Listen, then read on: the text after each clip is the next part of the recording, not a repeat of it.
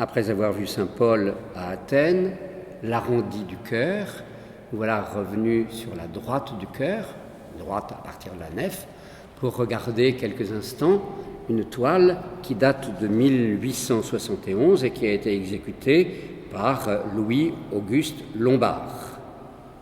Elle représente la délivrance de Saint-Pierre par l'ange.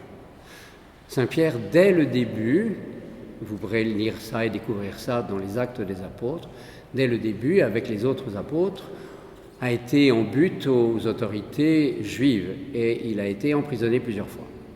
Et là, cet épisode, qui est relaté sur cette toile, est aux Actes des Apôtres, au chapitre 12, les versets 6 à 10.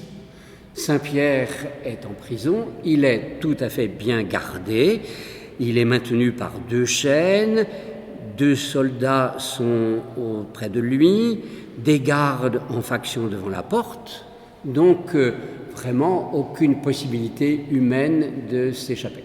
Et puis au cours de la nuit, il est réveillé par un ange qui le touche en lui disant « Mets vite ton manteau et suis-moi ». Les chaînes tombent des mains de Pierre, il est libéré, les soldats dorment, les portes de la prison sont ouvertes et, dit le texte, Saint-Pierre croyait que c'était un rêve, il rêvait et puis il se retrouvera quand même au milieu d'une communauté chrétienne et il s'apercevra à ce moment-là que ce n'est pas un rêve du tout. Allez donc voir cette intervention de l'ange, cette libération improbable de l'ange, qui permet ainsi à Pierre de continuer sa mission d'annoncer le Christ, même à ceux qui sont réticents. Il est dommage que cette toile soit mal placée comme celle de Pierre et elle est très sombre. Il faudrait qu'elle soit bien nettoyée pour retrouver ses couleurs originelles, mais la lumière qui émane de l'ange à l'origine devait être très belle. Saint-Pierre en est tout illuminé, alors que les soldats qui dorment, soit au premier plan, soit derrière Saint-Pierre, sont vraiment dans la nuit. Ils sont dans la nuit, eux, et Saint-Pierre va, grâce à l'ange, grâce à l'envoyé de Dieu, sortir et rester dans cette lumière et annoncer la lumière du Christ. Au-dessus de cette toile, un petit vitrail correspondant au petit vitrail qui est au-dessus de la toile de Saint Paul. Ce petit vitrail représente la tiare avec les 2 clés. Les 2 clés, nous les avons déjà vues entre les mains de Pierre. Ce sont les 2 clés que, symboliquement, le Christ a remis entre les mains de Pierre. Pardon, je suis un peu enroué.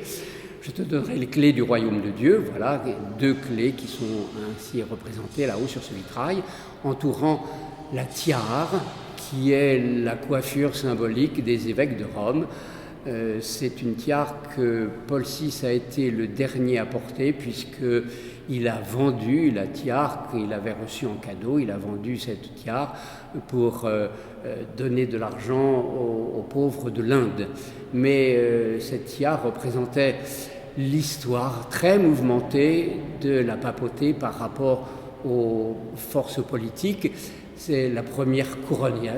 La tiare est composée de 3 couronnes. La première couronne représente le pouvoir politique, si on peut dire, puisque l'évêque de Rome, pendant quelque temps, a été chef d'État. Il l'est encore, mais un tout petit État de rien du tout, alors qu'il possédait une bonne partie de l'Italie pendant des siècles et des siècles, donc il a un pouvoir politique. Au-dessus, il a le pouvoir spirituel, évidemment, c'est la 2e couronne. Et puis la 3e, ça vient de se démêler avec l'empereur du Saint-Empire romain germanique et l'affirmation que le pape est au-dessus de tous les autres pouvoirs politiques du temps. Et donc, c'est lui qui a la main sur les rois, les empereurs et tous les chefs d'État. Donc 3 couronnes, et c'est encore une fois, cette tiare a été abandonnée maintenant. Les armes de Paul VI et les armes du pape François, je crois, représentent une mitre qui est un des signes d'évêque, car le pape est d'abord et fondamentalement évêque de Rome, première communauté chrétienne entre toutes les communautés chrétiennes du monde. Voilà en ce qui concerne rapidement. Je rappelle donc que la présence de Saint Paul à l'aréopage et de Saint Pierre dans sa prison, comme les 2 toiles autour du Christ en croix, disent que Pierre et Paul ont donné leur vie, ont donné leur témoignage au Christ mort et ressuscité, qui est le centre de notre foi chrétienne.